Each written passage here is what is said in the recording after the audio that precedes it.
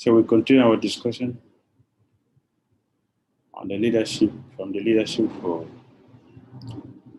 an age of higher consciousness.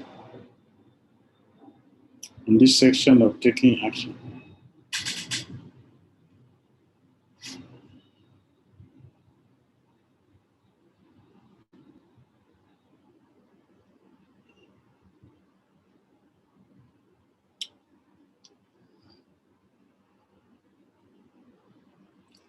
introduction to the chapter, the mind control and manipulation. The key is to progress or destruction.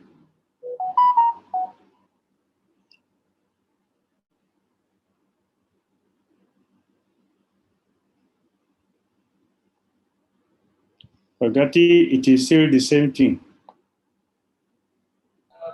Shagadev will share it from my end.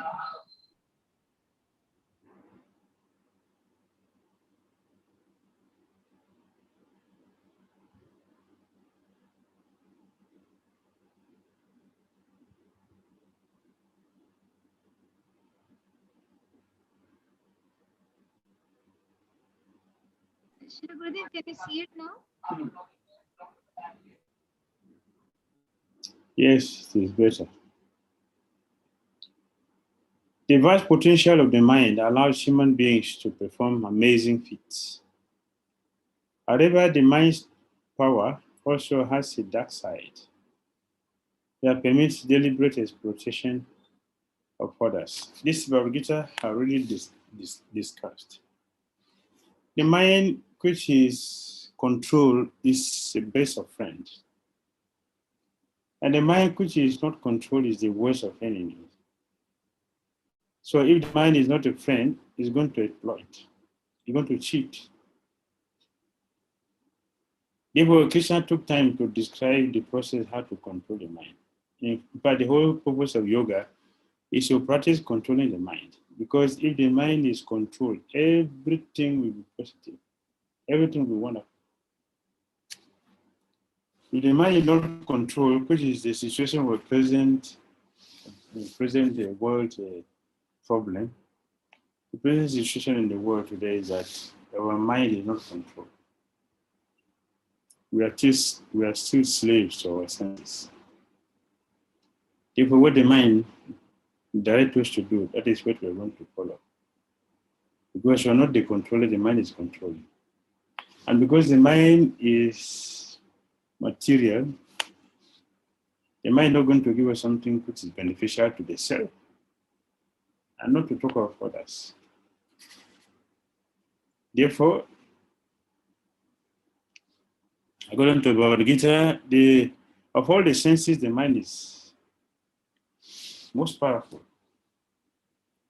And everything is dictated by the mind. In fact, in Bhagavad Gita, Krishna explained that although the intelligence is supposed to control the mind, but the mind is so stubborn, so strong that sometimes it influences the intelligence. So in that way, if the mind, even if the intelligence is influenced by the mind which is controlled can do something wonderful. It will help us to be connected with Krishna. It will help us to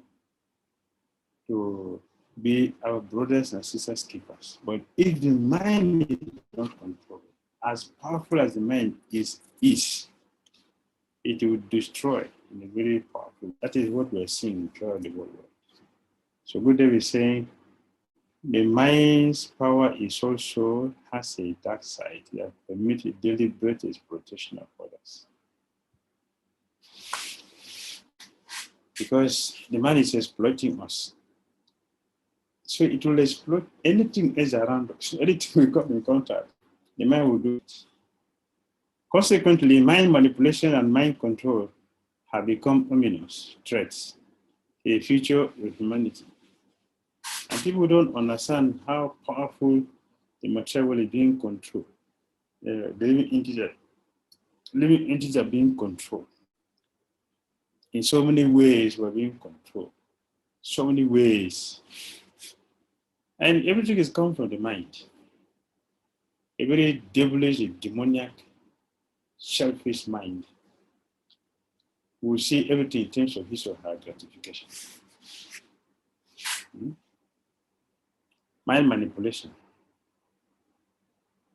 Leaders have a responsibility to understand such phenomena in order to be effective against this onslaught of the human psyche.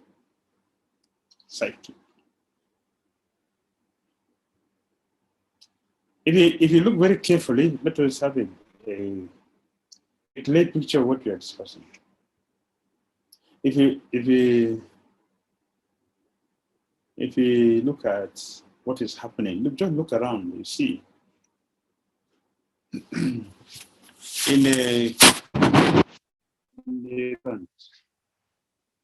in every restaurant, who are the most prominent people? Young girls. In every public place, like a restaurant, a bar, when people go for drinking, the prominent people there are young girls.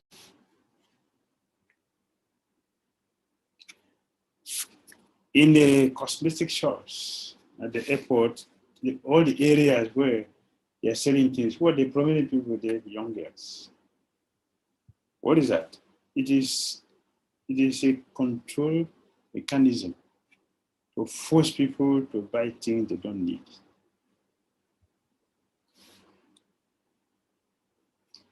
I have a friend who was telling me,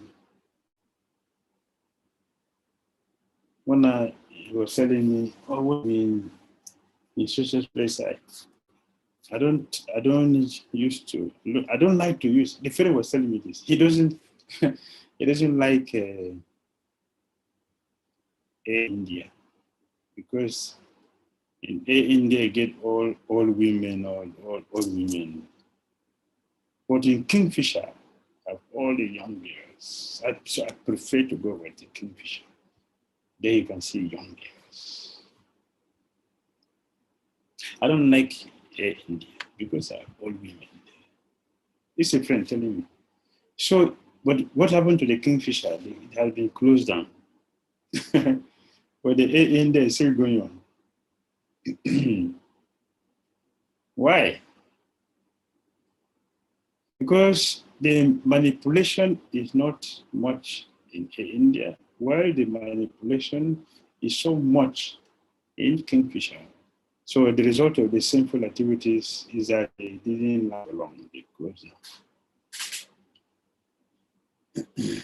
We don't know how much effect all these things have on us. And our politicians, our so-called leaders knows about this. Therefore, they are applying this system.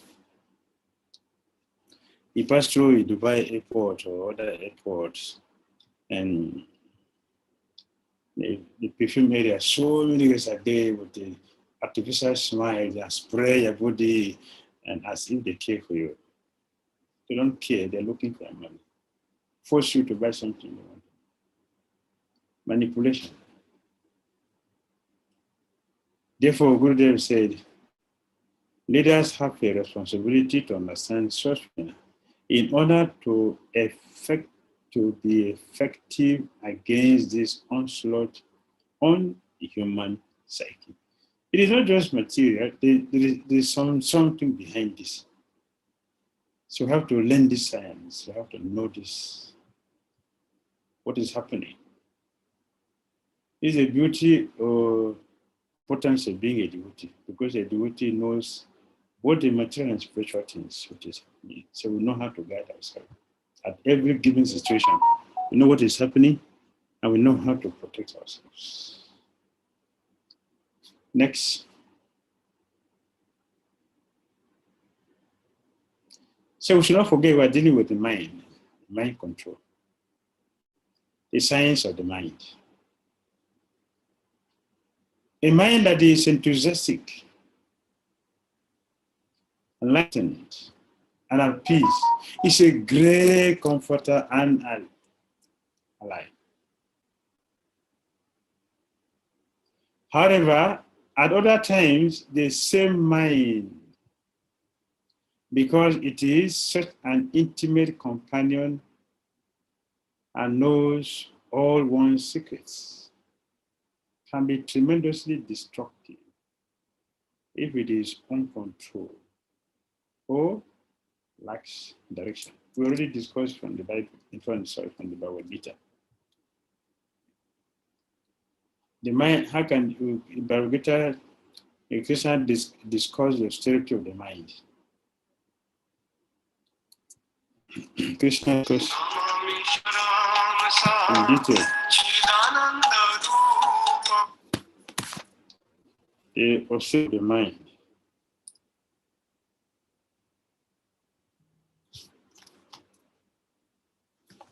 That is found in chapter 17 of our Gita text 15.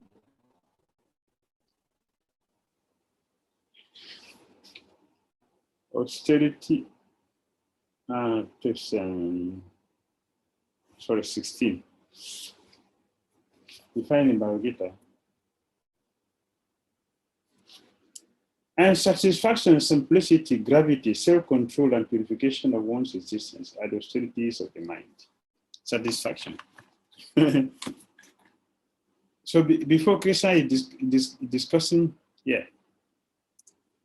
Manam prasadad, somya tram, monam atma vinigraha, bhava sam sudhir ityetat, tapo manasam uchate. And satisfaction, simplicity, gravity, self-control, and purification of one's existence are the austerities of the mind.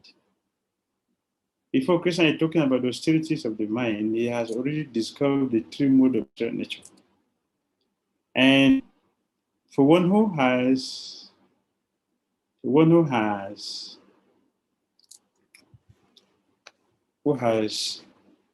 overcome the three modes of nature, or one who is programming himself or herself, who is, according to the story of Bhagavad Gita, one who is programming himself or herself according to the instruction of Bhagavad Gita, the mind will be in goodness. And Srila Prabhupada has carefully designed it for us. Prabhupada has carefully designed this auspiciation, this goodness. You wake up early in the morning, that is goodness. Taking fresh bath and brushing the teeth, taking fresh bath and putting fresh cloth to start japa, this is goodness. Doing japa is goodness. Going for Margareti is goodness. Sharing Bhagavatam is goodness. Taking prasadam is goodness. Everything Prabhupada has placed us on this platform that we can hear that our Krishna consciousness to the stage. Therefore, a devotee should be satisfied. Satisfaction is the first thing Krishna mentioned in the item of the austerity of the mind. So, when a man is enthusiastic, the mind cannot be enthusiastic if the mode of ignorance and passion is dominating. If the man is enthusiastic in ignorance and passion, if the mind is enthusiastic in ignorance and passion, that will lead us to hell. If the mind is enthusiastic in the mode of goodness, because that is where the mind will be enthusiastic. Goodness brings enthusiasm, it brings satisfaction, it brings peace, it brings enlightenment. When the mind is in goodness,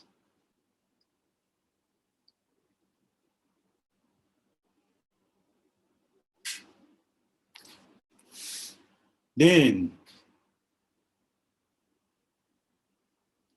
we are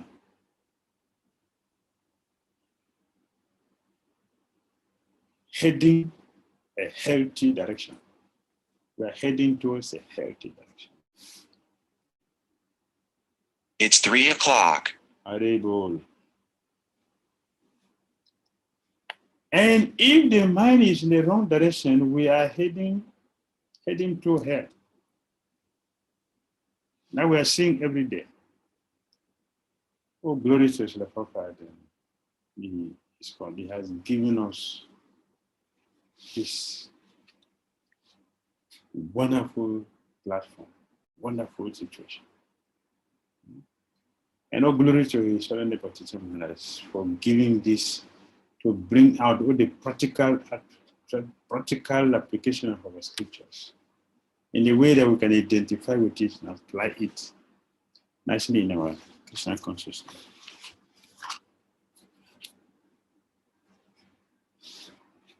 When people are not attentive,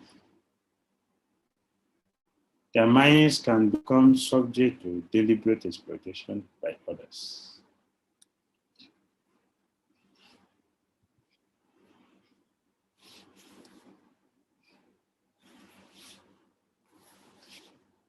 Mind control constantly violates free will, sometimes through the agency of other individuals.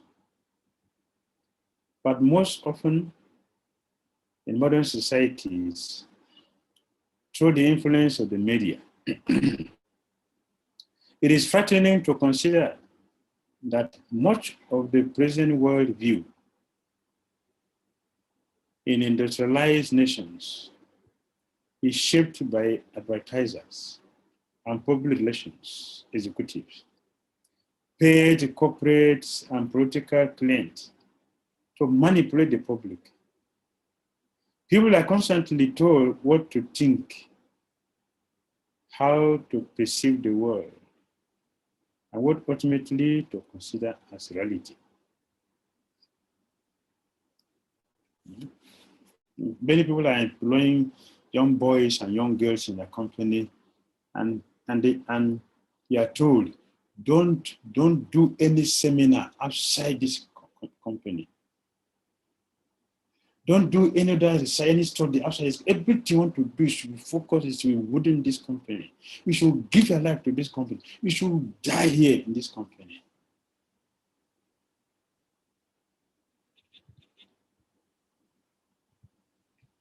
And then not only talking, they want to make sure they keep you working almost the whole day, so that you forget everything, forget yourself, forget everything, just forget everything, and just depend on these demons who does not care for you, or they care for what they are getting from you. Manipulation. The advertisers are there. Every day, every moment that they're manipulating our mind. Every moment. Look at the billboard. The moment you look at the billboard, what do you see? An object for sense gratification. The object of sense gratification. Those days I used to look at the billboards and I read all the advert which is there. So I know the advert for Marlboro, St. Maurice, cigarettes, some alcoholic drinks. They put constituting gold leaf, or cigarettes, varieties of cigarettes, smoke. Whatever it is the same smoke they're going to get. There's nothing else they're going to get. But there's so many. You smoke this, then there is a beautiful guy around. They add some drinks around, and there are guitar musicians all around. Are all the musicians happy people? I don't see, because I've seen the life of musicians. Not me, because I was never part of them. Although I was doing music, but I was never part of them. But I know what they do. The other day I was mentioning about one musician who died on the stage, although while he was performing, he would levitate. And that's a large audience. Jimi Hendrix. He levitated on stage when he's playing, but he left the body under the influence of alcohol. Is that life? They're all barbarians. All of them barbarians. What people tell the public different from what they do behind.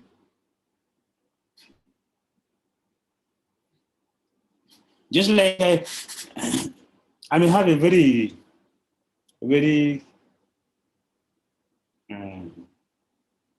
terrible disease in my body. Just buy nice clothes and eat and come and show a smile to the people outside.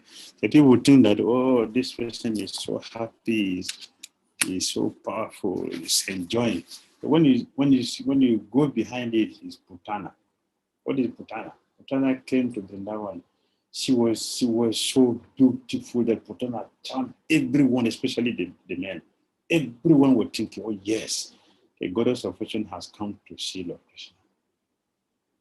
The goddess of fortune has come.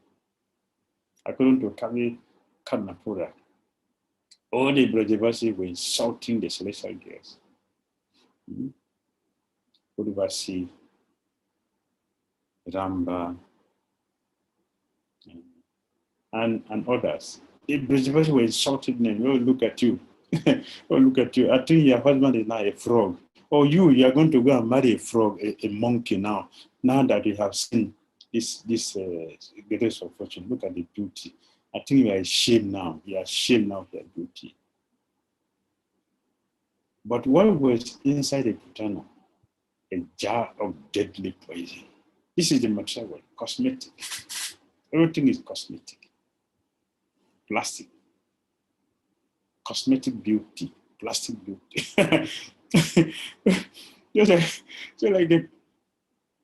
One day we went to visit one devotee, and in the front of the house, there's a beautiful plastic grapes fruit. So I was in the front. So when I walked towards it, I stopped. And when the devotee behind me came forward, so I stepped one side, and I went to the beautiful plastic grapes. And the devotees, please, all of you should feast on this. It was who can eat this? It's so beautiful externally, but who can eat a plastic apple, plastic banana, or plastic grapes? Who can eat that? But that is the material world. Excuse me. And our politicians are manipulating us to think that plastic apple is oh, plastic banana is banana, but who can eat it? Therefore, we see that nobody will be happy in this material world. Nobody can be happy in this material world. Nobody. Dukalayam. Mamu put the punarikama. Dukalayam asaswa. Tam Krishna said, this material world. This material world. 8:15. Maybe I'll get that 8:15. Mamu put the punarikama. Dukalayam asaswa.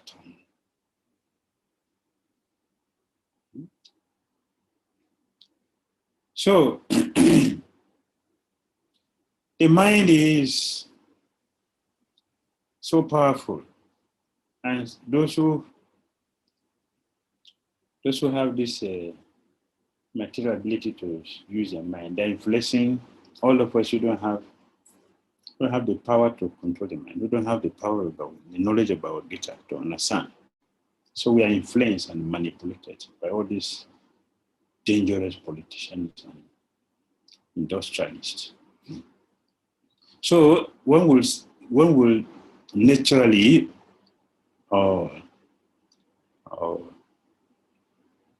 practically say that the demons today, they are acting through advertisement to manipulate our mind, to force us to do things which we don't like, to buy things which we don't need because of adverts.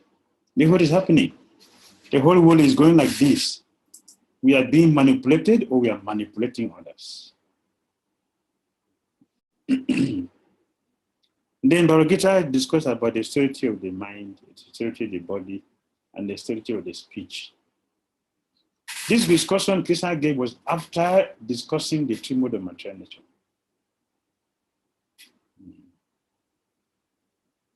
Yes. Austerity of the mind. Austerity of the body. So we use our body to influence other people. We use our dress to influence people, to manipulate people. Our body language, so loud, so powerful, that is forcing weak-minded people to be manipulated. Our dress is speaking. Our dress, the dress we put on, is speaking a lot, influencing a lot of people, without people's mind. This is happening. So Gurudev is speaking about this thing to get us become aware, to know what is happening, so we can use our Christian consciousness to protect ourselves from the onslaught of Maya. We should not expose ourselves to the demons to be used or to be influenced. So we should become strong in our Christian consciousness by taking very deeply the science Gurudev is giving to us here, the technologies is giving. We should apply them, going deep into our sadhana, so that our mind becomes very strong, and it cannot be influenced by all these negativities. Sometimes we wonder how our mind is working. We should know that so many demons are affecting us.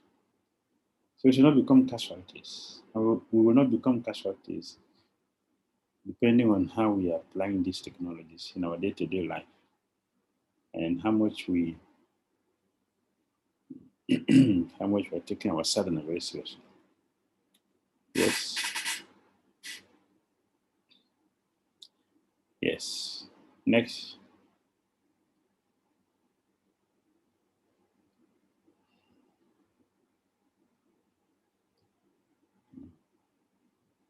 The science of the mind. That is what we're still looking at.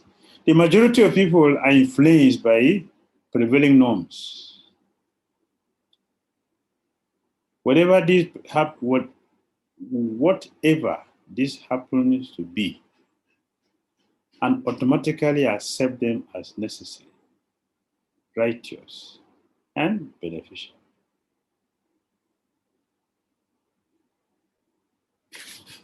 Yes.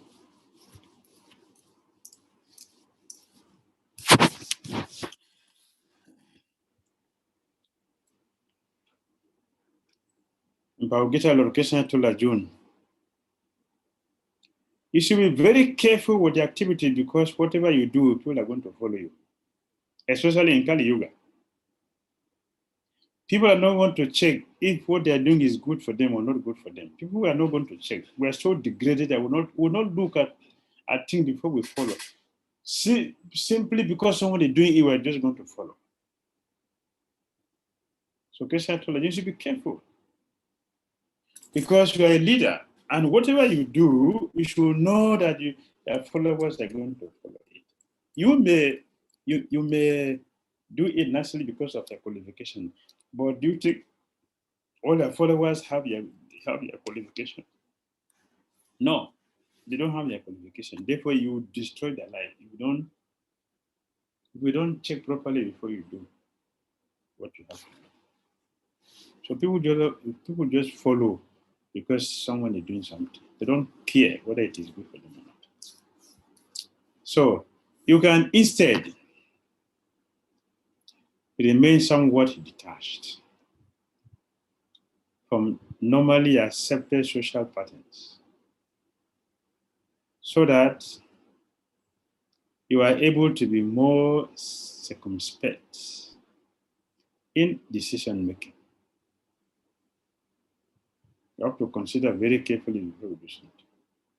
One obvious way for people to protect themselves is to remain outsiders, being more contemplative, relishing the silence, being in this world but not of it, cherishing the aloneness as they go deeper, and communicating with their inner essence, rather than with the superficiality of external material things. Yeah.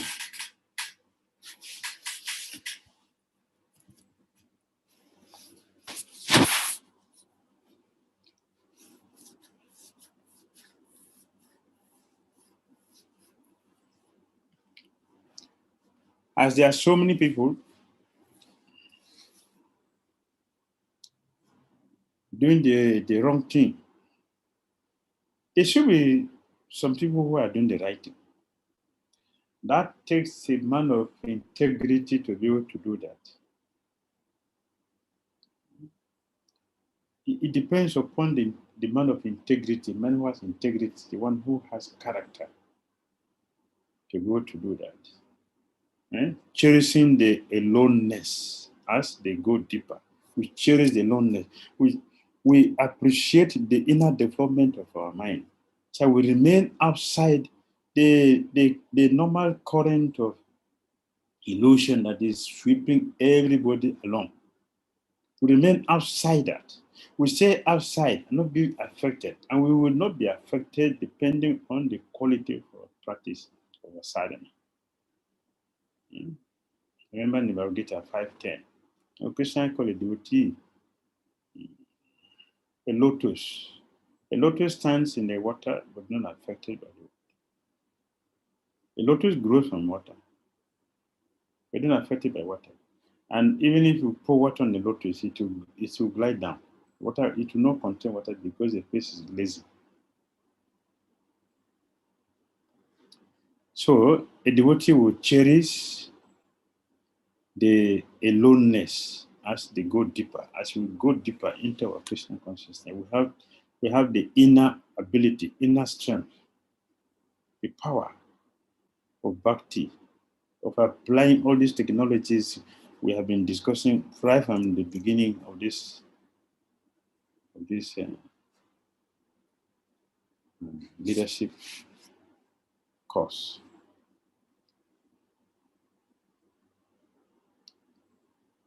So devotee, according to Bhagavad Gita, should be a sage. Should be a sage. A sage means what? One who is thinking carefully before doing something. Think very carefully before we act. So Buddha is a contemplative. Being more contemplative. Releasing the science. One is thinking within, rejoicing within. This is Bhagavad Gita. The happiness is within, not outside. Those who are searching for happiness outside will never have the strength to withstand the trend of how things are going in this world, especially at this present moment.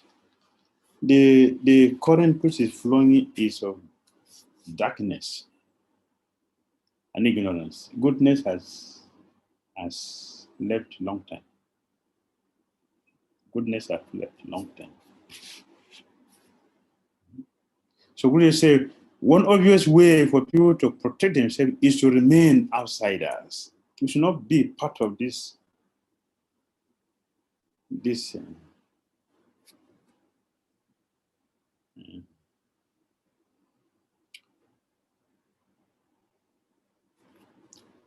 the flow of ignorance, the current of ignorance. We should not be part of it. We should not be manipulative, and also we should not expose ourselves to be manipulated by the manipulators, the scientists, the philosophers, and the politicians. These three people are very dangerous. And the greatest weapon they're using is advertisement. We have already given you so many instances how to identify this. So we should be careful. If a non-devotee smile with us, be careful. It's a chance for them to exploit us. If a pure devotee smile, that's a blessing. That is powerful. It's purifying. It will engulf us into his purity, his satisfaction, his enjoyment. We'll participate in his enjoyment. But if a demon smiles with us, we are entering into his negative side as well. So this morning, the devotee asked me a question in the Chaitanya class. As the sound, transcendental sound, with us, and eventually send us back to Godhead. The negative sign also powerful because it's negative. Is it powerful? I said, yes, the negative sign is equally powerful. It will send us to hell. And the transcendental sound can send us to look at the now. The demonic sign also send us to hell. Therefore, we have to be careful. Gurudev is saying we should protect ourselves by taking seriously into our sadhana so that we will not be swept away by this current of negativity or manipulation, manipulative tendency or application. So we deal with people with love. We deal with people with joy, with happiness, with satisfaction. We share our satisfaction.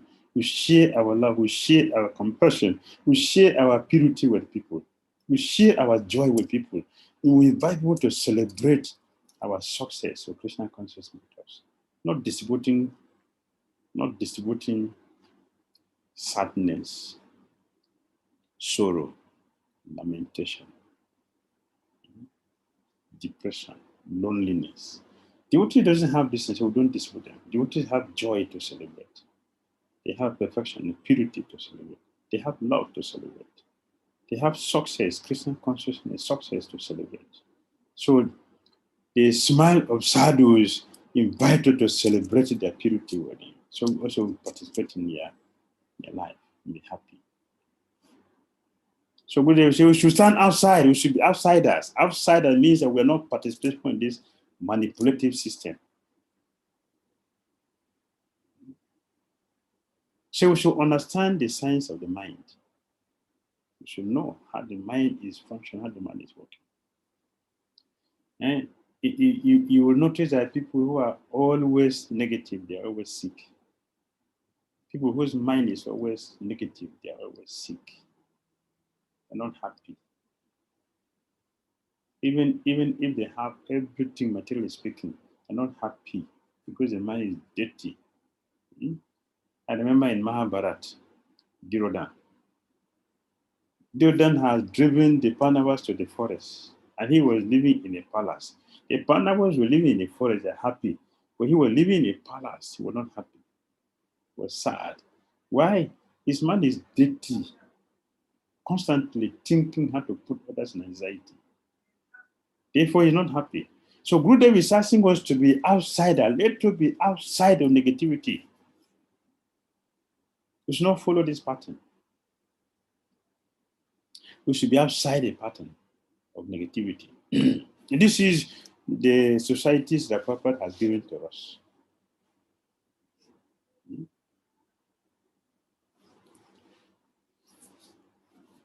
So Dhira was not happy, although he has all the material facilities. He was the Yuvraj. He was the Yuvraj. He was the prince of the whole world, but he was not happy. Very sad. Even though he had driven the Pandavas to the forest, he was living in the city, was not happy, he was full of depression, anxiety. So politicians are manipulating people, the demons are manipulating. Hiranyakasipu, how happy was Hiranyakasipu? He was tormenting the whole world. He has the power to control all the 33 million demigods. But how happy was Hiranyakasipu? He was very, very unhappy person. But look at Prahlad Maharaj. Look at Prahlad was 100% peaceful. Prahlad was so peaceful, so satisfied, so confident that his purity was disturbing his powerful father. Prahlad called him a base of the Asura. My son is telling me this. Indra cannot tell me this. This small boy can tell me this. Prahlad said, yes, you are the base of the Asuras. You are Asura. Indra would never dream of calling me this word. But Prahlad did because he's a devotee. Fully happy and satisfied. Dhira was not happy. So Karna saw him one day. My dear prince, your enemies are gone. They are suffering in the forest now. And you have everything. Look at their servant. Look at your riches. Look at your opulence. Look at everything. Why are you not happy? You're looking sad. Say, yes, I'm not happy. He confessed. He couldn't hide it. He confessed, I'm not happy. Why are you not happy? I have not gone to see how the Pandavas are suffering. How will I be happy? Yeah? Demon. Demon. He said he's not happy because he have not gone to see how the Pandavas are suffering. But my father will not allow me to go and see them how they're suffering, then I can be happy. You cannot be happy in that way because you cannot put others in anxiety and be happy. It does not work that way. It does not work that way. You can't be putting people in anxiety and be happy. It's not possible. Because we will always get back what we are offering. We will get back what you are offering to people. That is what you are going to get back. If you are giving anxiety to people, that is what you are going to get. But foolishly, non-devotees think that will be happy if I put others in anxiety. And they remain miserable always. So miserable that they will not even see it. That is their misfortune. The devotee can see very clearly. That is the fortune. So Krishna said, oh, don't worry. I will manipulate. You see, we're talking about my manipulation. I will manipulate the Father and you allow us to go and see them and be happy. Don't worry, I'll take the case upon myself and handle it very nicely for your benefit. So Karna went to Dhritarashtra and said, oh, Father, oh, King, the prince wants to enjoy. It's not our right, the right of the prince to enjoy. Say, yeah, it's the right of the prince to enjoy how all the kingdom, how all the facilities. They are ruling, so you have to enjoy. But you want to go to the forest. Dhritarashtra said, no, don't go to the forest. The Pandavas are there. So, my dear king, I promise you, we will not go to that place. We will never go to where the Pandavas. There's so many places to go. Just give us permission to go to the forest. The blind Dhritarashtra blindly say, yeah, go to the forest and enjoy. Immediately they went to where the Pandavas are, because that was their plan. Yes, we say that you cannot give anxiety to people and be happy. You cannot. You cannot. So anyway, they went there, they sent their servant to go and erect their tent near where the Pandavas are, so they can get the news and see how the Pandavas are suffering. They get the news of the Pandavas. They will see how they are suffering. They get the news and they will see their suffering. And then when they went, the Gandharva was also there spotting.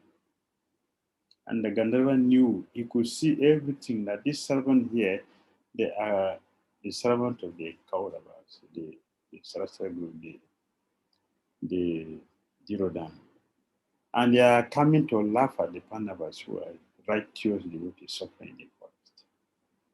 So, following the etiquette, one who knows the value of life, you cannot do something wrong. So the Pandava told the servant, you should immediately leave this place, otherwise I will teach you all of the lessons. They ran away. They went, then the Karna, Sakuni, and all their friends, Dhirodan, they were all coming to come and laugh at the Pandavas. So they made the servants on the way. Have you finished erecting the place? They said, no. Why? And Gandharva said we should not do anything there. The Gandharva does not know who are the people coming. Go back and put everything there. Let's see what they do. So they went back there. The Gandharva said, okay, no problem. Yeah, he kept quiet. So they erected the tent. And after some while, they came. The Gandharva engaged all of them in battle. He destroyed all of them. He conquered them, dismantled everything, killed all the horses, elephant, chariot drivers, and arrested Dhira. Karna was defeated. All of them were defeated. So Dhira was crying in pain. Yudhishthira Maharaj said, Yudhishthira Maharaj had the voice. He had the voice of Dhira in agony. These are the enemy. who has plotted and succeeded in pushing the Pandavas away to the forest. Now they are coming to laugh at them. The Gandharva came in and defeated them and tortured them. But Yudhishthira Maharaj, Ajata Satrava Santa,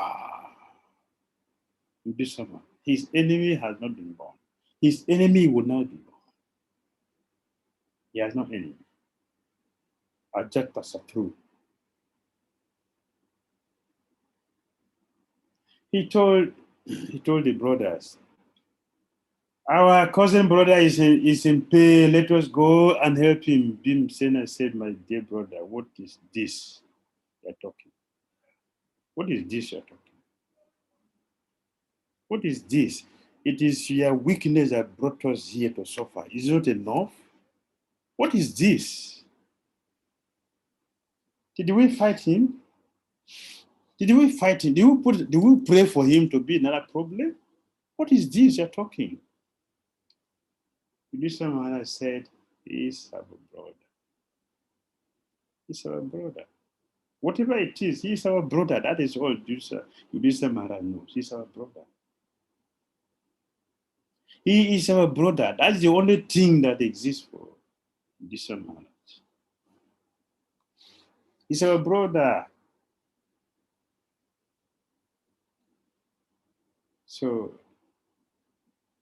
Arjun didn't say anything. Arjun said, okay. All right, he's our brother. What do you want? Let us go and release him. Arjun said, all right. Okay, let's go. Then Bhimsena, they all followed. 3 of them, they went. And the Kshatriya, their greeting is arrow. So Arjun sent one arrow that fell at the feet of the Gandharva. The Gandharva smiled and he looked at it. He knew it's Arjun. He smiled. So, oh, my dear Arjuna, I have no problem with you. It's a brother who has been so condemned that he's coming to laugh at you. How can I tolerate this? So I taught him a lesson. So if you want the brother, please come and take him. So they appreciated him, they thanked him, and he released the Dhira. And the Pandavas left. He went back to their brothers. He was so shameless. He was so shameless. So shameless. They still went back to their camp. But they got a lesson they came. Krishna wanted to teach them a lesson. A person cannot be happy putting others in anxiety. That is not the way. So we may think like that I will be happy. This is material consideration. In material world, they go in this way, this direction. I'll be happy when I put others in anxiety, put others in difficulty, so I can be happy. But we will remain miserable. That is the way things function by nature's arrangement. Next, subliminal suggestion. Subliminal suggestion. Subliminal suggestion is an attempt to influence the subconscious mind in order to stimulate action on the conscious level. That's the meaning of subliminal suggestion. An attempt to influence the subconscious mind in order to stimulate action on the conscious level. You understand that? I will influence your mind to act grossly. That's what it means. Stimulate the action on the conscious mind, subconscious mind, in order to stimulate the action on the conscious level. Subtly, I will influence you to act physically. That's what it means. So subliminal suggestion is used particularly in advertising and brainwashing, where sophisticated psychologists create hidden images that register within the subconscious mind. whatever is projected into our mind and become prominent deity which we worship regularly, it will become a physical manifestation in due course of time. Supermarkets have sometimes implanted audible suggestions behind the music that they play or the sound system. And many stores they have found that reminders encouraging people not to shoplift make a significant difference.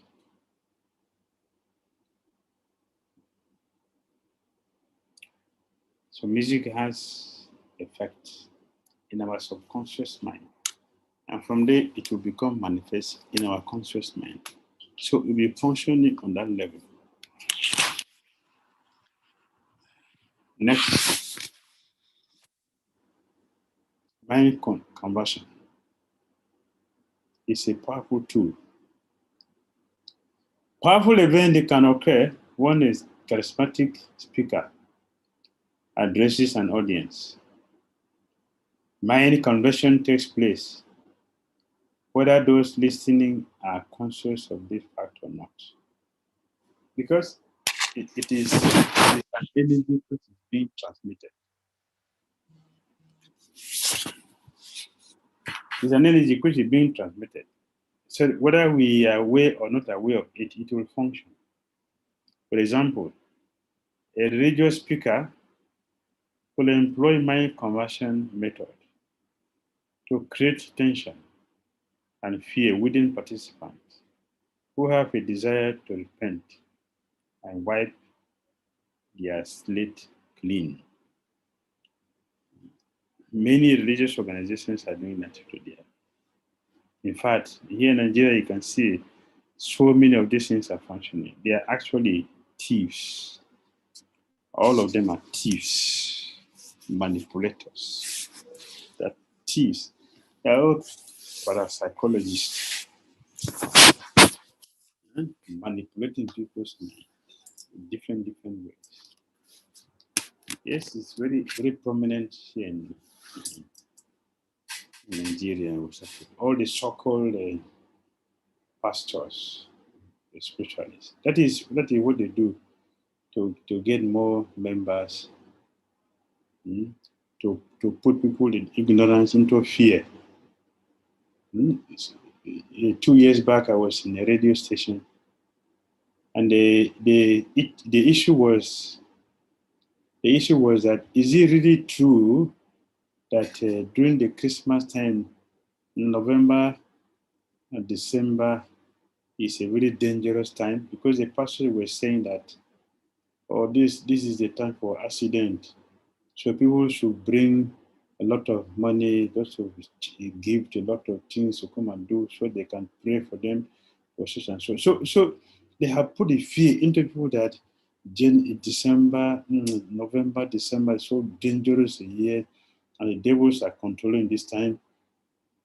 So they should all come. They also come for prayer. They should all come for that video.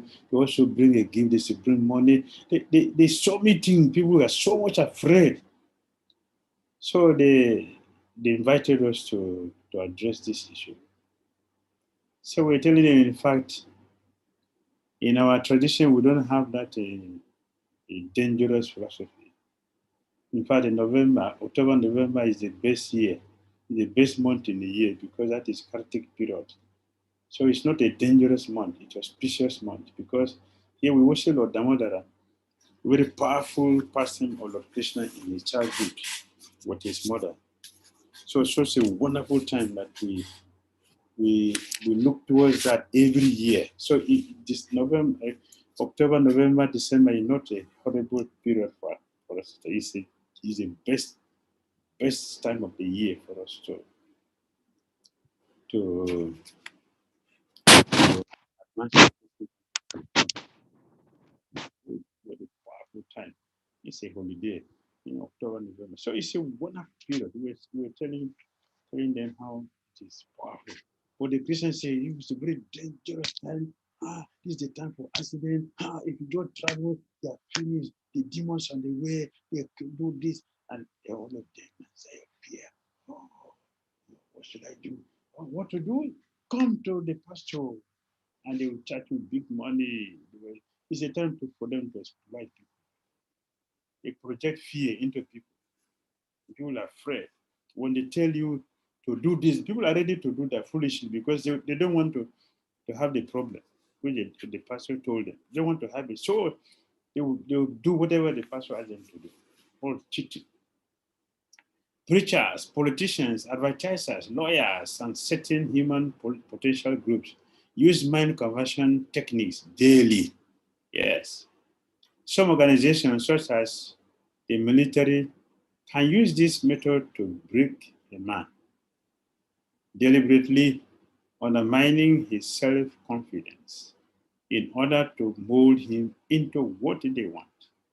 A person who is broken loses many psychological props that once provided security and will vigorously, sometimes desperately, try to find new ones. I just give an example here. The preachers here. They project fear into people's mind. They control the people. And they have thousands of people in their congregation. All of them they will meet the pastor to help them. Whatever amount he asks them, they will pay. So they're duping people, they're cheating people, they're stealing. Actually, they are robbers.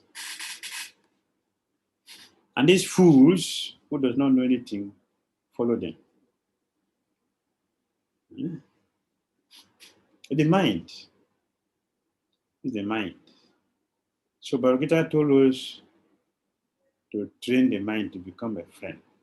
If you train the mind to become a friend, then I'm free from it. Whatever people say will not have effect on us. Because our mind is very strong and we understand that we are with Krishna and Krishna is the supreme protector. And his best month is in October, November. And we enter into the beautiful marathon year, in marathon month, December to January. It's a wonderful time, wonderful, beautiful time.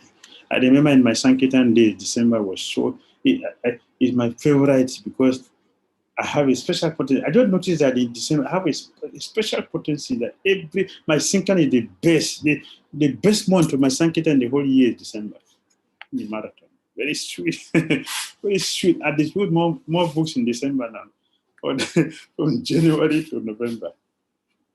I don't know how it was happening, but I noticed that special potency. But the demons are telling people that is a very bad month. They should go and fast, they should fast, they should bring this and that for them. They can pray for them, they can bless them. They are demons and they want to bless you. So we are saved in Krishna consciousness. Those who are giving up Krishna consciousness for something else, according to Chachan Testament, Krishna Das Kaviraj was telling this morning, we are failures, we will never succeed. The duty of every devotee is to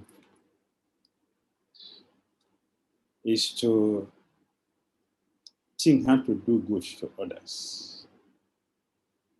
It's a wonderful what we have in what we have in our system. So wonderful. We have the best thing. We have the best thing in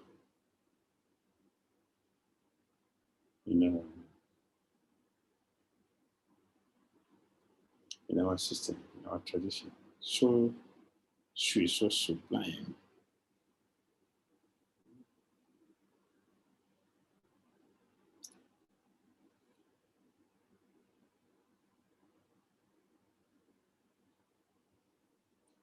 So nice, so beautiful.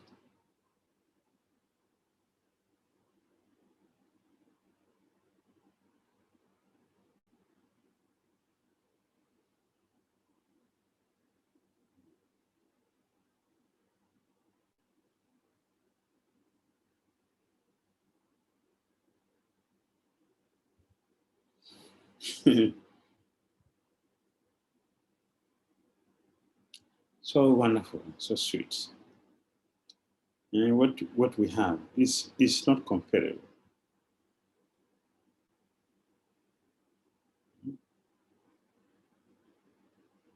It's not comparable, cannot compare it. Anything.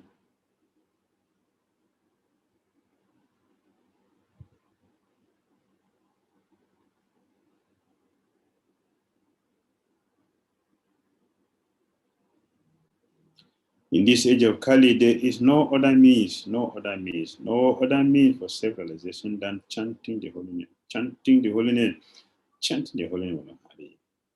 In this age of Kali, the holy name of the Lord, the Hare Krishna Maha Mantra, is the incarnation of Krishna. Simply by chanting the holy name, one associates with the Lord directly. Anyone who does this is certainly delivered. This verse repeated the word Eva certainly 3 times for emphasis. And also 3 times repeat Hare Nama, the holy name of the Lord, just to make common people understand. Yes. This verse clearly said that anyone who has saved any other part cannot be delivered. Anyone who does not accept the part of Krishna consciousness, chanting holy name, any other process outside chanting holy name will never be delivered. This is the reason for the triple repetition, nothing else, nothing else, nothing else, which emphasizes the real process of self-realization, nothing else, except the Harina. Yes.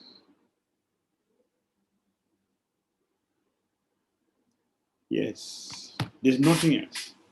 Next, perhaps the worst kind of mental disturbance in position is position. The worst kind of mental disturbance is position.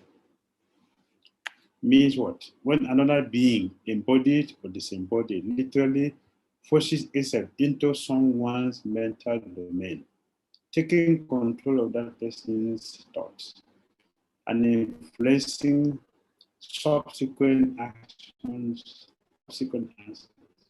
It is not really an attack upon an individual's mental space, but an ongoing that interferes with the ability to exercise free will. This is possession, and many people are possessed. Many people are possessed. I was in one country. I was telling them that so many devotees here are possessed, and the devotees were in the beginning they didn't realize what I was telling them, but later on they started noticing when I was telling them. In the beginning when I was telling them, so they didn't understand me. They were thinking, "What is he talking?" But later on they started to notice that yes, many people are possessed. Many, even devotees are possessed. So many, some places. According to our etiquette, one should not go to the garden, the park at 6 o'clock in the evening. You should remember that Ugrasena's wife, Padmavati, was raped by a Rakshasa because she was in the park, in the garden at that time, at 6 o'clock. So Kamsa was not actually the son of Ugrasena. Rakshasa raped Ugrasena's wife. And that is how Kamsa came into that family. I can see the way he has behaved. Possession is taking place. Because and then when one is possessed, you cannot function. That means the entities who have entered into you will be directing you, manipulate. Like so some are like actually mad. Some are not so mad, but some are mad. They're acting abnormally. Some entities are there. So the mental understanding and mental ability have been changed. It is the entity who are there who are not controlling you. And this is associated to Lord Shiva. They're all moving around 6 o'clock in the evening, twilight. So Lord Shiva sees someone having sex at that time, he will say one of the associated. This is how demons are coming into illicit sex. And by intoxication, people are always under the influence of alcohol, are open for being possessed by other entities. So people think it's enjoyment, but actually they are creating more problems for themselves and everyone else. Because the brain is an electrical receiver as well as a transmitter, it can accept mental transmissions on the minds of others via electrical waves, similar to those that transmit radio signals. It is how a person's mental space can be deliberately invaded by others. For example, sometimes individuals may find that their mood change abruptly as a result of thoughts that are not their own, although they are not often aware that they are receiving mental projections from others. In humanity's present state of evolution, such manipulations are unfortunately quite common, especially these days when we're too much frustrated, too much depressed, too much loneliness, too much anxiety, and people are taking shelter of illicit sex and intoxications. It's very easy for us to our mind to be manipulated easily by other entities.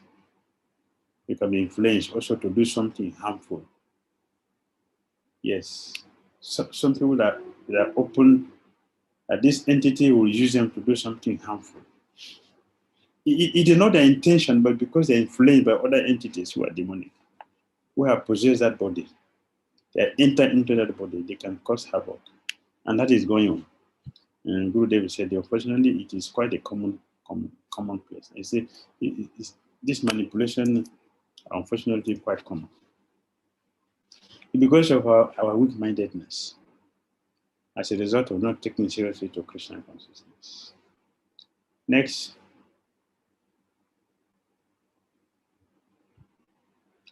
Some predict that unless there is a significant change in world priorities,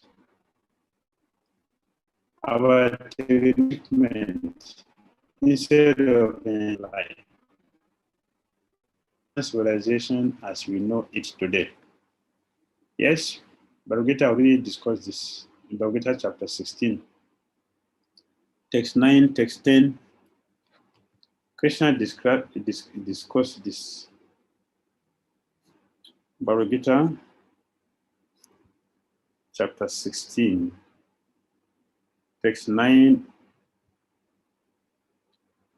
Etam dristam avastabhya nastat atmano alpabudaya paravanti ugra karmana saya jagatu hita.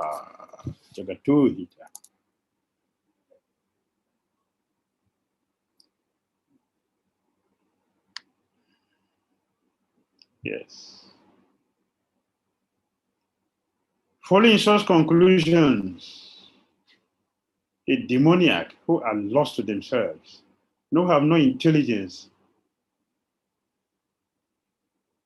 engage in unbeneficial, horrible works meant to destroy the world. Our weapons we are creating today is for what? It's for peace? No, it is not for peace. It is for destruction. And who are these people? The Russians and Americans and some other countries. They call themselves super world. The super world. And the third world are also joining. India joined and all the other countries are joining. Nigeria, all of them, all the tiny demons. They are joining the big demons. Of course, all of them are tiny demons. They're all tiny demons. Then text 10, Krishna said in text 10, Kamam ashritya dushpuram dhamba mana madandi jahan mohal grihitva sat grahan parvavante suchi vrataha. Taking shelter of which are several lost and absorbed in the conceit of pride and false prestige, illusioned.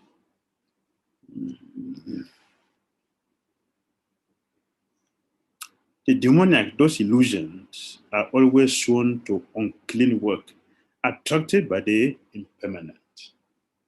The demons are what? They are attracted by unclean work. Unclean, what is that? Unclean. Horrible activities, horrible, dangerous activity, ugra karma. It is for the destruction of this world. So the Russians are into this, Americans into this. People who take pleasure in manufacturing weapons is to destroy the world. There were simple activities, by manipulations. Yes. So you can go back to the British. Thank you. Yes. Russia, superiority in psychic research.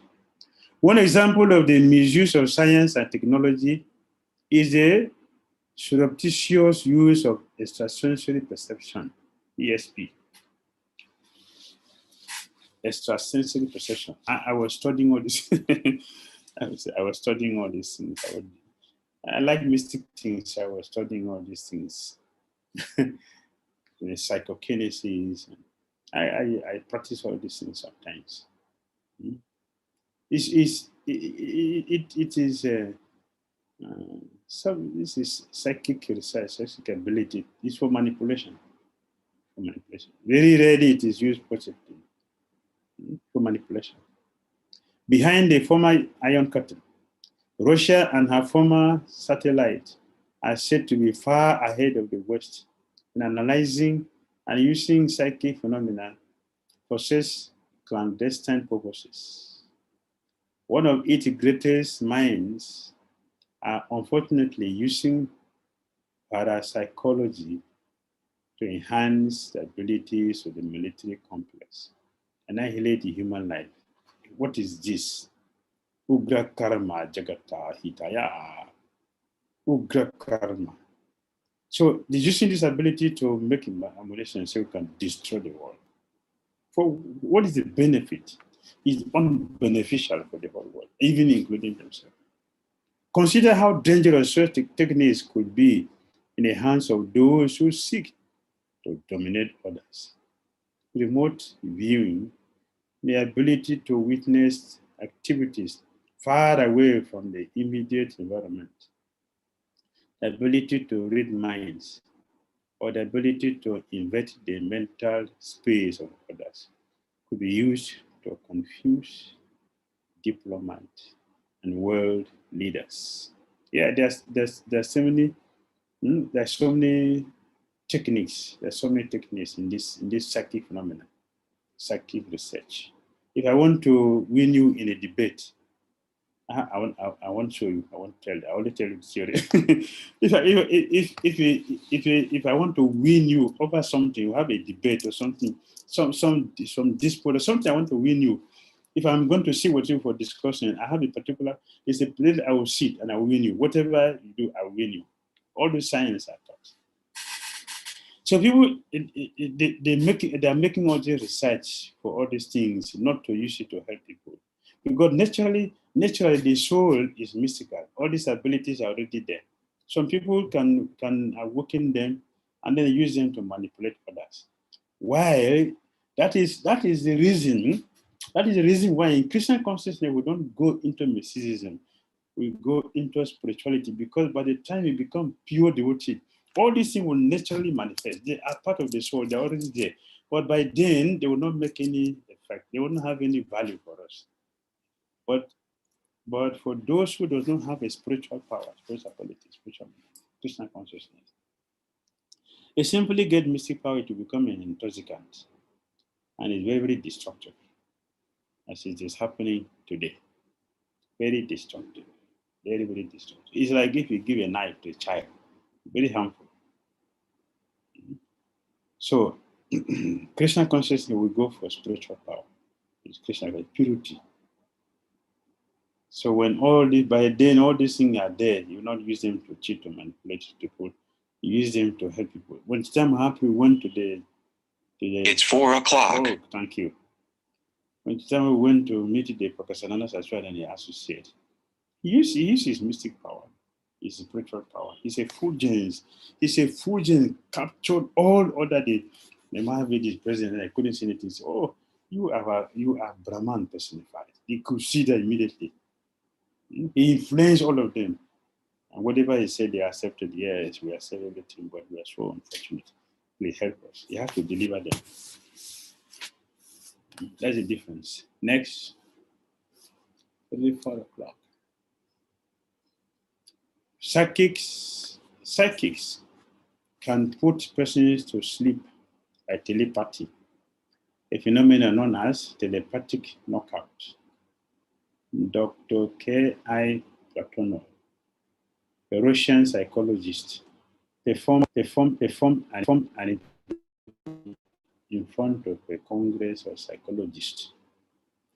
Out of the range of her sight and hearing, he mentally repeated the word sleep, sleep over and over, vividly imagining the girl's face. According to Platonov, the most important element of telepathic control is wishing. He wished the girl asleep until he felt a sort of ecstasy of triumph. That indicated to him that she had indeed fallen asleep, which in fact she had. Yes. So these applications of psychic research, all these things are there.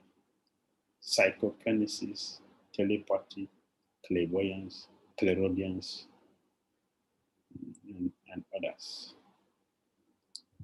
There are exercises that can be practiced, but and people are using this thing, although they say they don't believe in God, but they're using all these energies of God and using it to manipulate people. And they're not getting it from themselves. They are getting it from higher forces, higher energies of Krishna. Next, already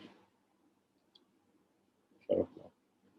Next, we are finished, so we can go for questions. Psychotronic generators as ripples. Psychotronic generators produced in Czechoslovakia. I can harness energy from humans, store it, and use it to affect the people mentally and psychologically. At a distance of several yards, we beamed this energy from the generator towards a young woman's head. The EEG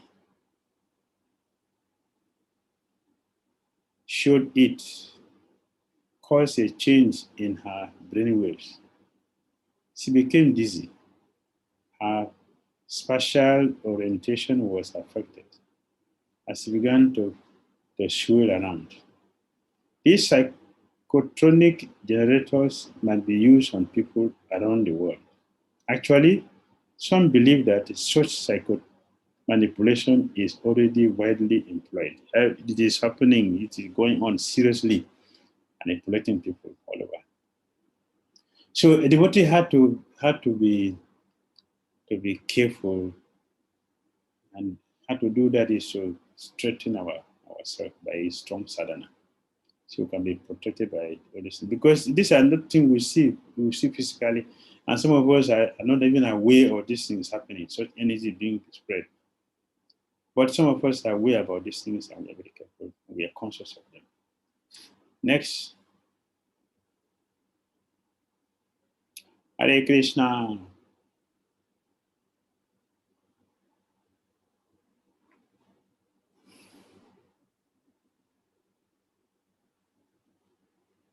Thank you very much.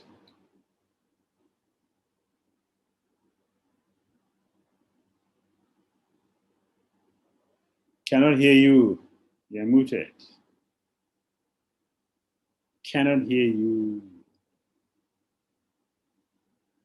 I cannot hear.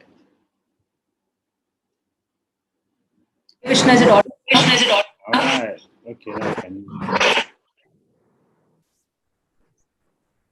Hare Are Krishna. there some comments or questions?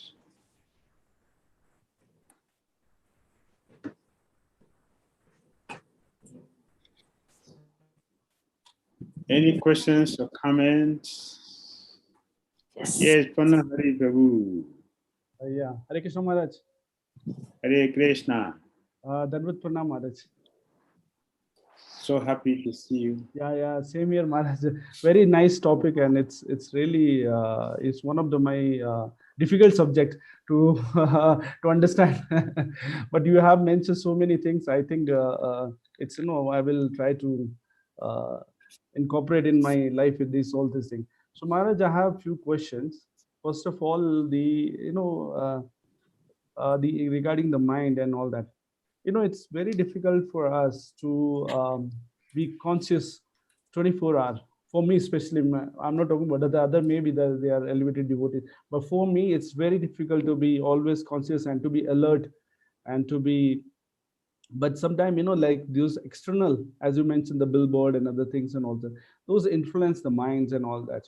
So how to be active or attentive all the time, that mind should not be influenced with the external activities and all that? That depends on the quality of our sadhana in the morning. How we practice our japa in the morning and being attentive to our deity worship. We are doing deity worship. How we are attentive to the deity worship. Do we see the deity as person directly as we are attending is a great fortune. Of the billions of people who see something directly before the Supreme Lord. The Supreme Lord. And many people don't know, but I'm so fortunate. I'm standing just right here. Just see him here. The person who knows me completely. The person who is my well-wisher. The person my original father. The person I'm supposed to be with. That I've left long time. But Prabhupada is so kind that has just brought him back to me again. If we have this appreciation, we have this mindset, and we are having the same mindset towards our other sadhanas, and towards our brothers and sisters. When I say brothers and sisters, I'm not talking about who have taken initiation from the same spiritual master with you. That is not what I mean by brothers and sisters. I mean every one of us in Krishna consciousness. We are brothers and sisters, irrespective of whoever is our spiritual master. It does not matter. The Supreme God is one. So how do we see them? How do we perceive them? How do we relate with everybody and everything? How do we see? Even the thing within our reach, our cell phones, our computers, our prasad, everything within, how do we see them in connection with Krishna? This is our weapons. This is a psychic defense. Paraphernalia is a technology for psychic defense. Our Krishna consciousness. Yes. Make sense? Yes, Maharaj. Maharaj, another question is like, since, thank you very much for the answer. Second question is like, sometimes, like since we are a devotee, we practice like to be humble, to be, like to help others. But sometimes, we are, and I am especially, I'm talking about myself only. So unable to understand that, people take the advantage of being you a devotee. So sometimes I feel that I've done a wrong, like I feel that. Then also it's written that you should be humble, you should never repent and all that. So whatever is happening, not. But that also disturbs a lot, that you made a mistake, and then again after some time you forget, and then again you make another mistakes. So how do we deal with that? Excuse me. I was looking at the verse in the Bhagavatam. Sorry, it's just. Can you repeat the question to me? Sorry. What was the question? Sorry. Okay, Maharaj, the question is basically like, being a devotee, we have to be humble all the time. And we have to tolerant, we should not repent for whatever you have done, means basically. So my question is like, we do, some people take advantage of you being a devotee. And then you that time you help them, and then later you realize that when you need help, they don't help. Then it's basically like, do a devotee should not repent or should not lament on that why you have helped them, or it's because you feel some difference in them, so how do we deal with that?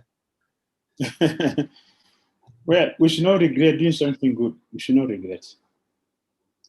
That's the first thing. We should not regret doing something good. Yeah, we have done something for the helpless. That is our right. In fact, I was just looking for whatever I read this morning. The same thing.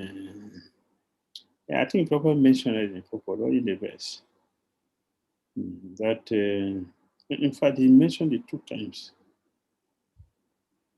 That the devotees will help other devotees. The devotees will help other devotees.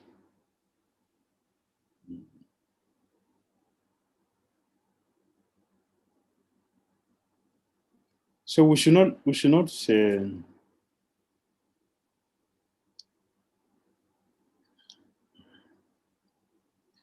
feel bad helping other devotees or do something good to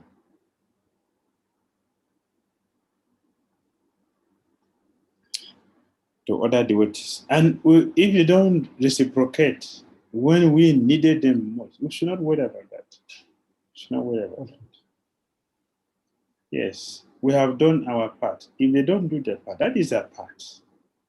Let them do what is their part. We should do what is their part. Even if somebody does not do the right thing, even if we don't see people doing the right thing, we should do the right thing.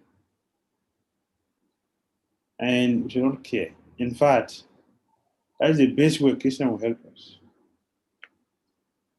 In fact, and we should not do the right thing and expecting that I'm doing this so that tomorrow they'll pay me back. We should not. We just do it as a matter of duty. This is what Krishna is teaching us in Bhagavad Gita. Our prescribed duties should not be abandoned. Our prescribed duties should be done. And we should do it without expecting anything and not consider ourselves the proprietor and should not enjoy the result. We should do it as a matter of duty. That's our qualification. When we do that, Krishna will take charge of everything. Krishna will personally take charge of everything.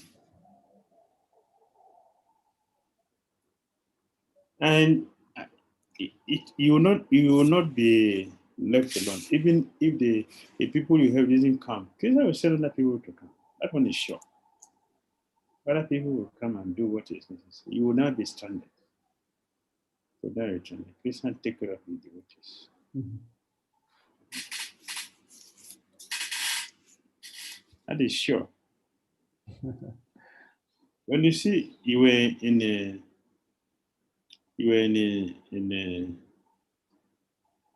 what is that? Ethiopia, Yes. and you were sick there. You were Yes. sick there, but you didn't die. And many people die in presence of their family. Yes. Right? Yes. So many people, they left their body in presence of their own family members or surrounded by family members. They left. Yes. But you were alone, not know anybody there, no friend, no wife, no children, no relative, nothing, not even friend. And you got sick there alone. And you're sitting here smiling.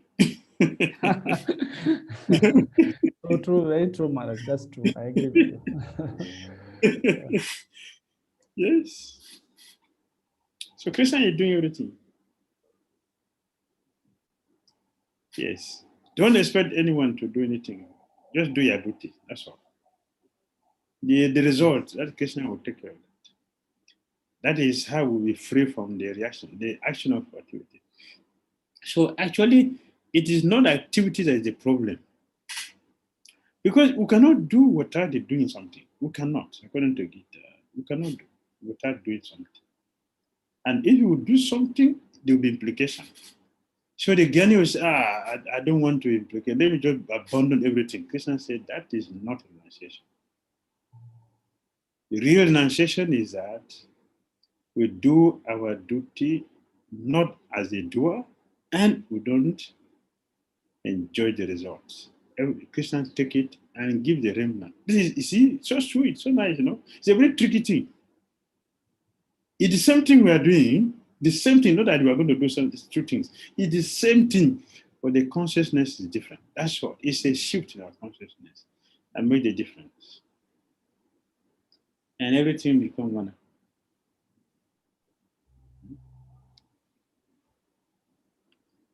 All right? Yeah, Maharaj. Thank you very much, Maharaj. Thank you for your time. There's so many devotees are waiting. Sorry for taking your time. Sorry for that. The question is for all of us. Yes, thank you, Maharaj. Thank you very much.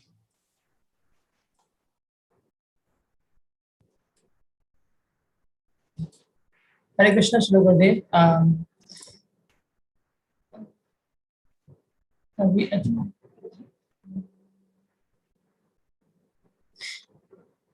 I think there is some network issue. So we will wait for Gurudev to join back. Please bear with us for a couple of minutes. Thank you for your patience.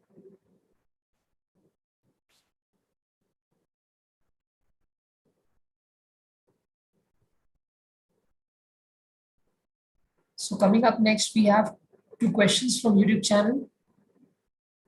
Questions by Shyam Murari Prabhu. And if other devotees are having any questions, they can either put it on the chat, they can send it to us, or they can also raise their hands so that we can queue them up.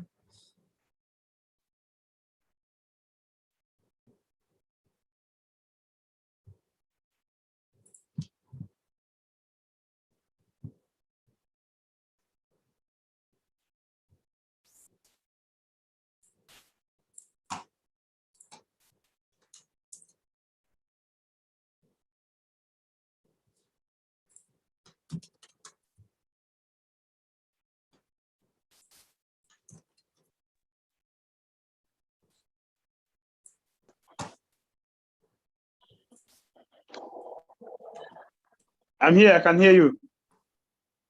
Okay, Srila Gurudev. So we have a few questions from YouTube channel. The question is from Aditya Singh Prabhu. He's saying, Hare Krishna, Swamiji. Swamiji, how to accept positivity till I have not built enough confidence in the process? How to accept positivity till I have not built enough confidence in the process. First, you should associate with devotees.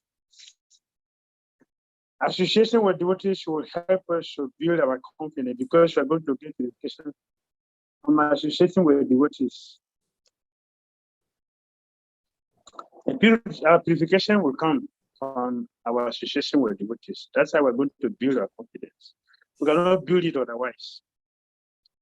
And from there, we learn, we study the scriptures with devotees. Devotees will help us to understand our scriptures, which is a sacrifice. Study is a sacrifice. Chanting is the jaga, it's a sacrifice. Association is also that. And service is also that. Taking percent is also that. So all these facilities are meant for helping us to make progress in our Krishna concept. Then we'll gradually get purified to come to the stage of being confident that Krishna is all there, or becoming positive, accepting everything positively. That requires support, which is done by association.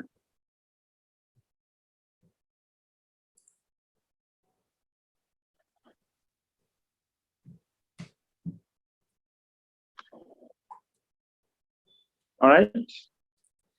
Okay, Srila Gurudev. And the second question from Prabhuji is, can one have expectations from the authority whom we really want to follow? Expectation from authority we don't want to follow? No, the question is, can we have expectations? Can we have some expectations from the authority whom we want to follow in our life? Yes, why not? We should have expectation. I would like to follow a person who have ideal character, Yes, I'm expecting to follow such a leader. I'm expecting to follow a leader who I will give, who will gain my confidence by his transparency, who will win my heart by his lovely dealings, by being there for us, by having interest in our progress, in our Christian conscience, in our practice. Yes, we are expecting our leaders to have these qualities. We want to see our leader is actually a bona fide leader. He has compassion. He is very obedient, and he is an experienced leader that is leading from inside out. We expect our leader to be a pure devotee, a good devotee of Krishna, a surrendered soul of Krishna. We expect our leader to be like that. It's our expectation. We expect our leader to always extend himself to help us. Yes. Why not? we are expecting. The leader is expecting also from us certain things. He wants us to be loyal and obedient followers and to follow the instructions which he is giving based on the scripture and sanctioned by our previous acharyas. The leader is expecting that. The leader is expecting that we should be a good followers, so that and committed followers, so that he can invest the spiritual energy, the confidence in us, and he will make us the succession. He's expecting that. So also we have expectation. That is normal.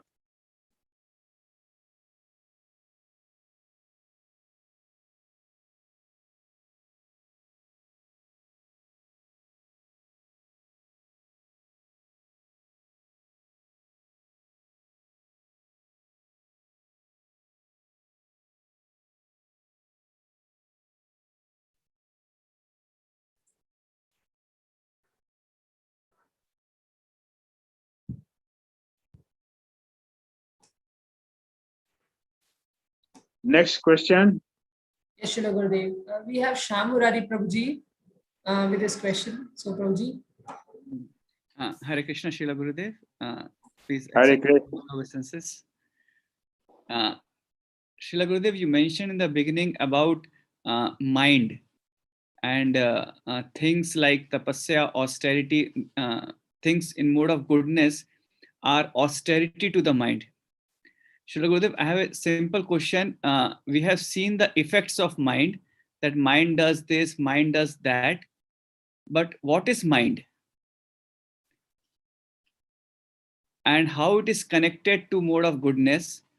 Effect of mind we are able to realize, we are able to feel. And it looks like it's a dead matter, but it looks like it's active life. But what is this mind and how it is connected to mode of goodness? I also heard that in spiritual world also we have mind. So what is in spiritual world, what is mind? Yes, Bhagavad Gita told us, Bhagavad Gita, chapter 7. Yes, chapter 7, Bhagavad Gita. Chapter 7, verse 4 and 5. Krishna told us that Bhumi Aponalo Vayokamano Buddhi. There are 8 principal elements. 5 are gross, and 3 are subtle. The subtle elements, the mind, intelligence, and false ego. They are subtle elements. Like you said, is material or spiritual? It is both, because the soul has mind, the soul has intelligence, and the soul also has ego, but is a real ego, the self. That is spiritual. So the material counterpart is what we are dealing with. We are dealing with the material counterpart.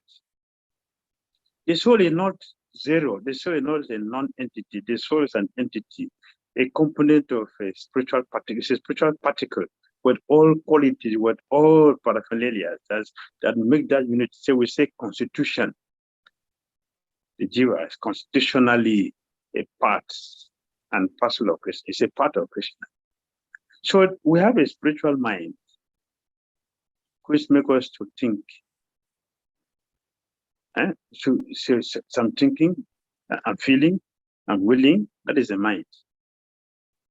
If you remove feeling, thinking, willing, then the mind is not there. You don't have a mind. But there's no stage that we're not going to think, feel, and will. There's no stage. So we're not practicing to kill the mind, to destroy the mind. We are practicing to revive the original spiritual mind. Just like we are reviving our spiritual identity as a soul being covered by matter. So we want to get ourselves back. So we have the mind to think about Krishna. It's an entity. It's a substance that we can feel or something.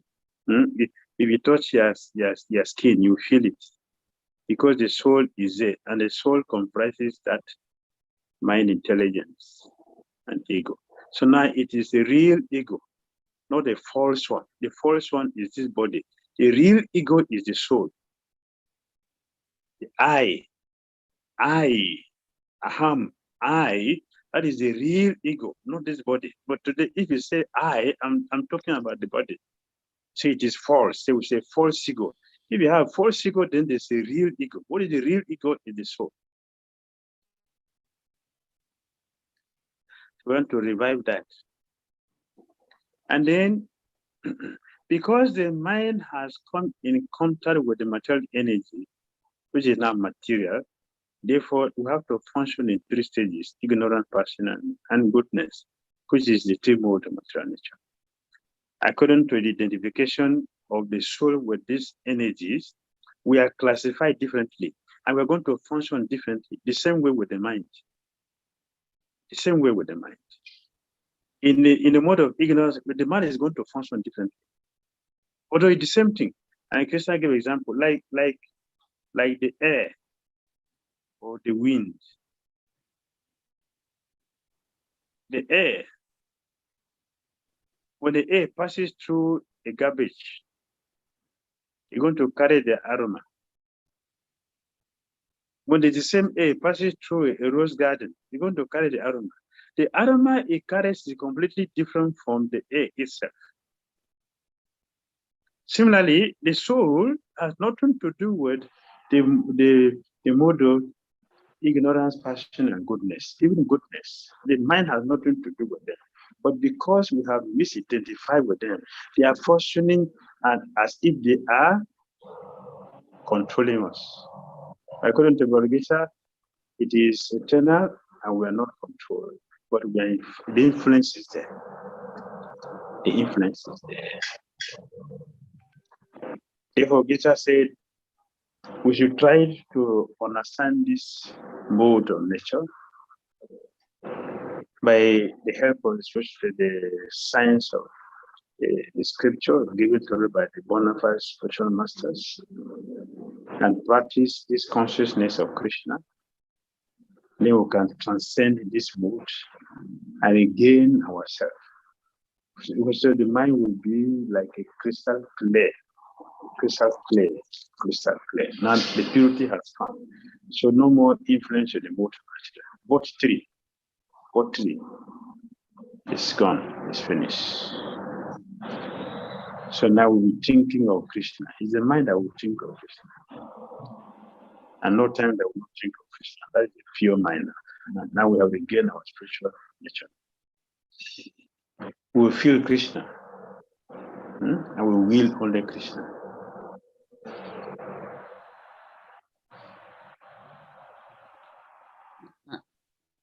Srila Gurudev, just a few clarification.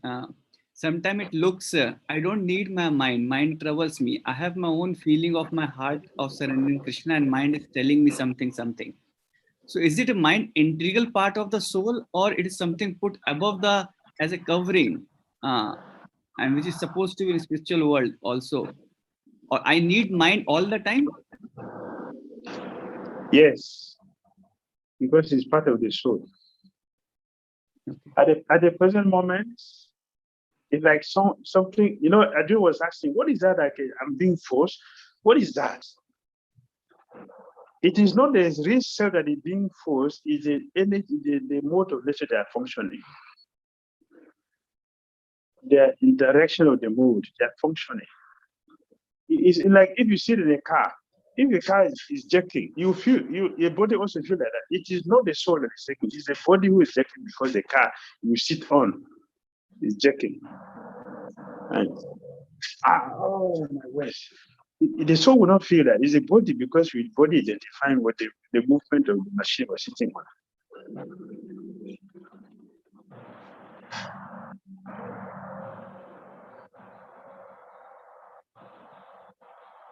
Yes, Srila Gurudev. I got it to some extent. I have one more question, Srila Gurudev, that you spoke about a lot of parapsychology and different things which are going on in this world. I had a long time when things going in our mind. We see many parallel communities existing throughout the world, and they have their traditions. And sometimes, say, for example, they have their long tradition, and it looks to us sometimes their stories or things are like mythology.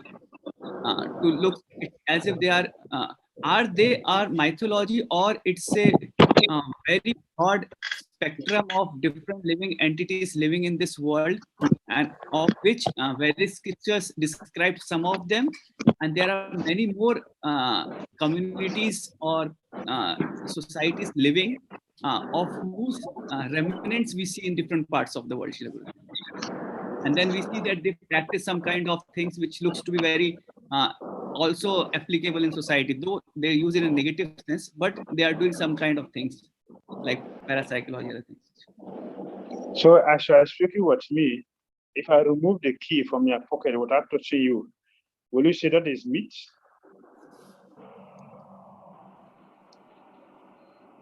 As you are speaking with me now, as we are discussing, so if I remove the key from your own pocket without touching you, will you say that is meat? Will you say it's a meat? No. So therefore it is not meat, it's not mythology. It is actually happening. It's actually happening. It's a science which is happening. So if we don't have idea about something, that's a different thing. Deny the existence, that's a complete different thing. before you now you're processing a PhD course. The things we are learning now, if we're told to you before you started going to school, will you accept that it does exist? You say, no, what do you mean? Huh? What is that? It doesn't exist. This is our mythology. And this is our ignorance. This is our ignorance. But later you go to discover that so many things are happening. So for me, it is not a myth because something I've experienced. I told you I practice some of them for some time. Srila Gurudev, then these societies, say for example, we talk about the Roman culture or the Greeks culture or even some Myanmar cultures. So these all cultures are to some extent the remnants of the Vedic culture which is existing, and they have some kind of realities in what they may not be perfect. Yes, it's a remnant because the real thing has been distorted. No, just like this demigod worship people are doing now, it's not bona fide. But people should have some idea, so that they're still doing it. But the real thing those days, for example, you chant mantras to light a fire. So today, if you tell somebody that's happening, that's a myth for some people. What do you mean? How can you say that? How is it possible? How? Some people can say that, but the mystics who have this ability, or those days, these things are common thing. We're looking at in a seminar we conducted last month. So we're looking at certain things which were prominent in reality, and it was real science those days. But today they are myths. many. There are many, even gross things, even so many gross things you can say. There are many. Right? Before, people don't use matches to light fire. And we don't have a cell phone recorder to record anything. The brain itself is a recorder. But today, if you say that, people will laugh at you. What are you talking? In the Bhagavatam mentioned about Shavana Muni. He's an irritated Muni, very irritated. Every little thing is irritated, and and he's a Muni. And his wife married him and stayed with him throughout their lifetime. There's no quarrel.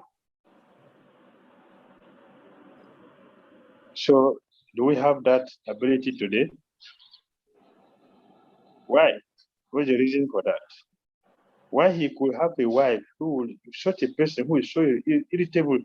Anything he can be irritated, and to be great havoc. But he married a wife who adjusted herself to fit into his style. They didn't have any single quarrel for the rest of their life as husband and wife. Do we have that today? No. So what is the problem? What is missing in us? Because we have become degraded, we don't have the quality of that woman. So if you mention that to a lady today, you say, oh, what is that? Is slavery. It's not a word. It's slavery. Who will waste her time with such a person?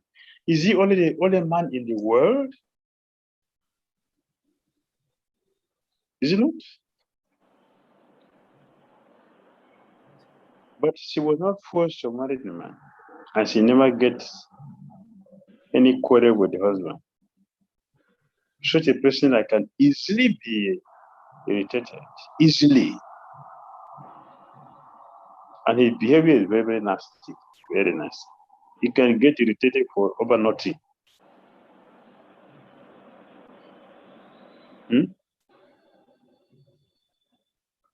So this adulteration, we have fallen from our standard. So everything has become diluted, and the remnant, just like banana stem has become diluted, become contaminated. And contaminated banana stem is what? Is caste system.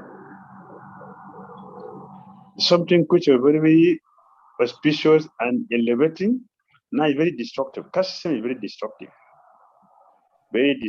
and it's spoiling so many things. Right?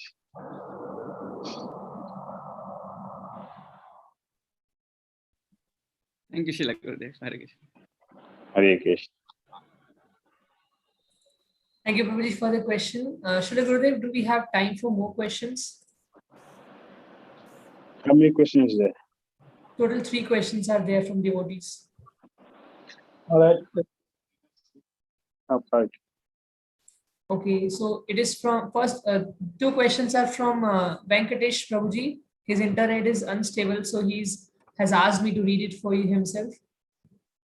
So he's saying, Hare Krishna Maharaj, Dandavat Pranam. Thank you for your association.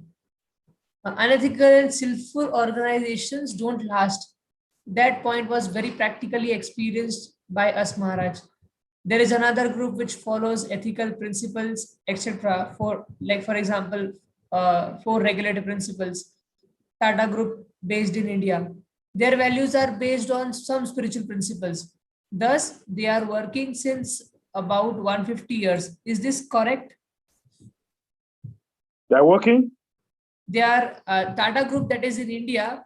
They are also very ethical people, and they are having spiritual principles. That is why they are working. That is the reason they are working since 150 years. So, is this correct?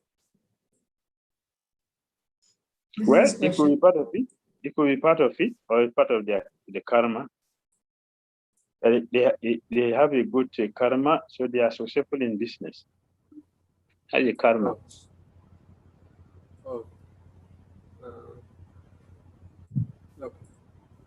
Okay, and next question from him is, there was a weekly ritual which would take place in a Balaji and Narsimdev temple near my hometown, where an apparently possessed priest is able to give some answers to the questions for people very accurately.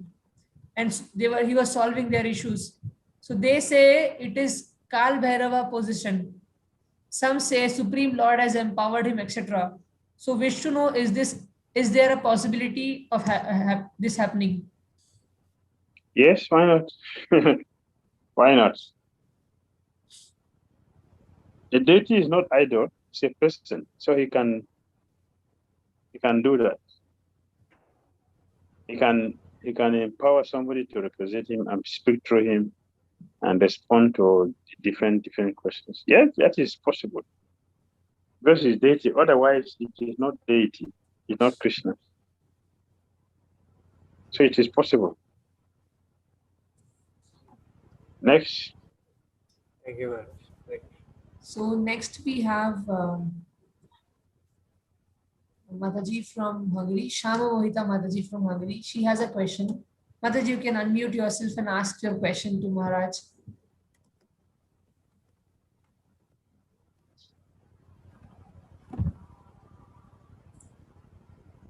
Mataji, you could ask. You could unmute yourself and you can ask. Okay. Yes. Now, thank you so much, Hare Krishna. Thank Hare you so Krishna. much. Your nice class.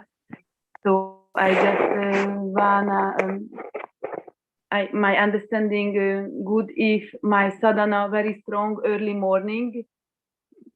Sure, my life developing. So this is the priority of life of day. Yes. Yes. But sometimes to me difficult keep my balance because I'm alone with my kids and also have sometimes so many problems. Maybe my karma not so good.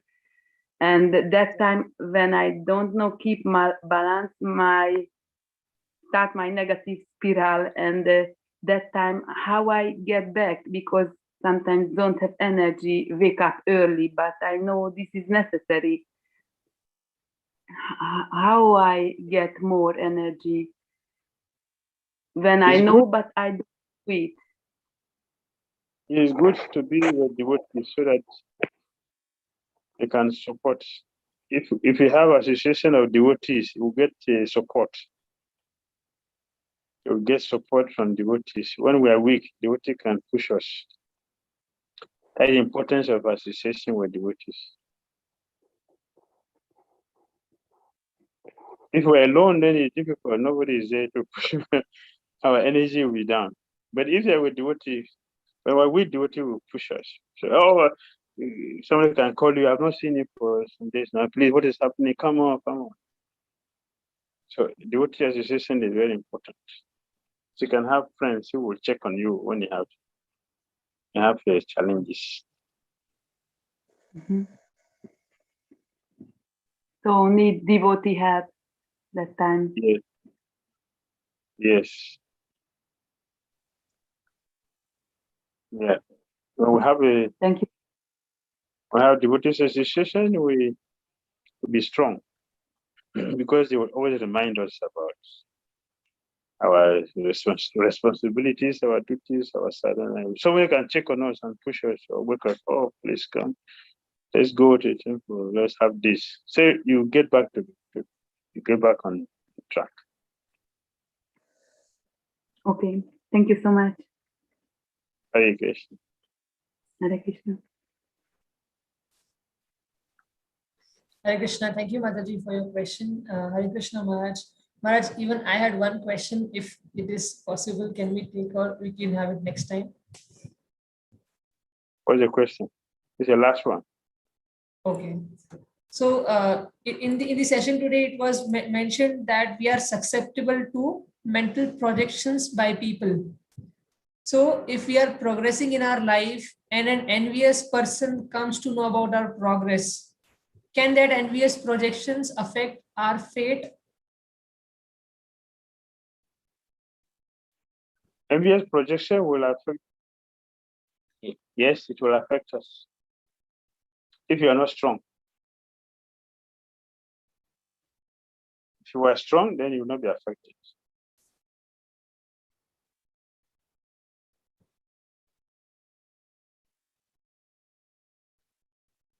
Okay, but Gurudev, how do we understand if we are susceptible to those projections or not? I mean, how do we understand if we are strong or we are weak? That we don't know. We should know that we are weak. We should know, because the quality of our party is not strong. So we should we should know that. When our interest is not strong, so we should know that we are weak.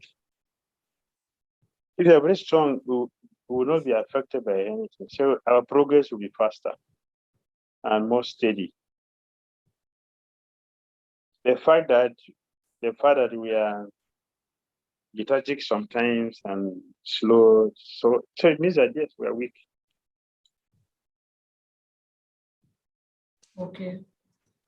Okay, thank you, Srila Gurudev. Hare Krishna. Thank you very much. Thank you very much, Srila Gurudev. We are coming to the end of this session today, and we heartily want to thank you for this wonderful question answer session and the session on this series of leadership on the age of for the age of higher consciousness. And we would like to have your association every week, Gurudev. And we really want to thank you from our hearts. Hare Krishna. Sahopati Jai. Hare Krishna, Srila Gurudev. Thank you. We will continue with this same topic on mind control on next week. So we invite all the devotees for the next session as well. Thank you for joining, and we are very happy to have all of you here. Thank you very much. Hare Krishna. His Holiness Bhakti Dhira Damodara Swami Maharaj ki jai. Jai. Jai. His Holiness Bhakti Tirth Maharaj ki jai. His Divine Grace A.C. Bhakti Vedanta Swami Srila Prabhupada ki jai.